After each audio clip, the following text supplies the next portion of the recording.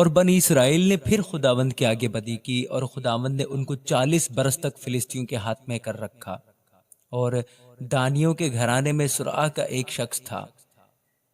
جس کا نام منوہا تھا، اس کی بیوی بانجھ تھی، سو اس کے کوئی بچہ نہ ہوا۔ اور خداوند کے فرشتہ نے اس عورت کو دکھائی دے کر اس سے کہا، دیکھ تو بانجھ ہے اور تیرے بچہ نہیں ہوتا، پر تو حاملہ ہوگی اور تیرے بیٹا ہوگا، سو خبردار میں یا نشہ کی چیز نہ پینا اور نہ کوئی ناپاک چیز کھانا، کیونکہ دیکھ تو حاملہ ہوگی اور تیرے بیٹا ہوگا، اس کے سر پر کبھی اس طرح نہ پھرے، اس لیے کہ وہ لڑکا پیٹ ہی سے خدا کا نذیر ہوگا،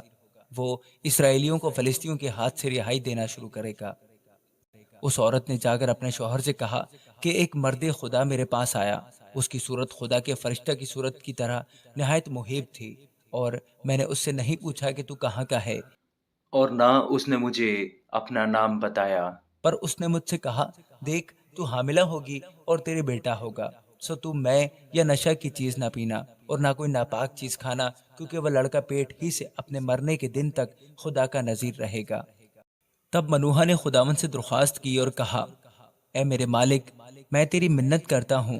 کہ وہ مرد خدا جسے تو نے بھیجا تھا ہمارے پاس پھر آئے اور ہم کو سکھائے کہ ہم اس لڑکے سے جو پیدا ہونے کو ہے کیا کریں۔ اور خدا نے منوہا کی عرض سنی، اور خدا کا فرشتہ اس عورت کے پاس جب وہ کھیت میں بیٹھی تھی پھر آیا، پر اس کا شوہر منوہا اس کے ساتھ نہیں تھا، سو اس عورت نے جلدی کی اور دوڑ کر اپنے شوہر کو خبر دی، اور اس نے کہا کہ دیکھ وہی مرد جو اس دن میرے پاس آیا تھا اب پھر مجھے دکھائی دیا۔ تب منوہا اٹھ کر اپنی بیوی کے پیچھے پیچھے چلا اور اس مرد کے پاس آ کر اس سے کہا، کیا تو وہی مرد ہے جس نے اس عورت سے باتیں کی تھیں؟ اس نے کہا، میں وہی ہوں۔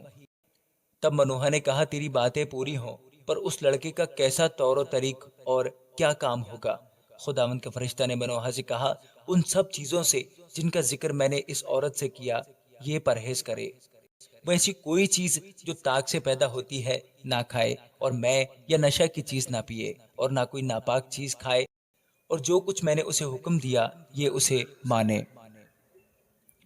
منوہا نے خداوند کے فرشتہ سے کہا کہ اجازت ہو تو ہم تجھ کو روک لیں اور بکری کا ایک بچہ تیرے لیے تیار کریں۔ تب خداوند کے فرشتہ نے منوہا کا جواب دیا کہ اگر تو مجھے روک بھی لے تو بھی میں تیری روٹی نہیں کھانے کا، پر اگر تو سوختنی قربانی تیار کرنا چاہے تو تجھے لازم ہے کہ اسے خداوند کے لیے گزرانے، کیونکہ منوہا نہیں جانتا تھا کہ وہ خداوند کا فرشتہ ہے۔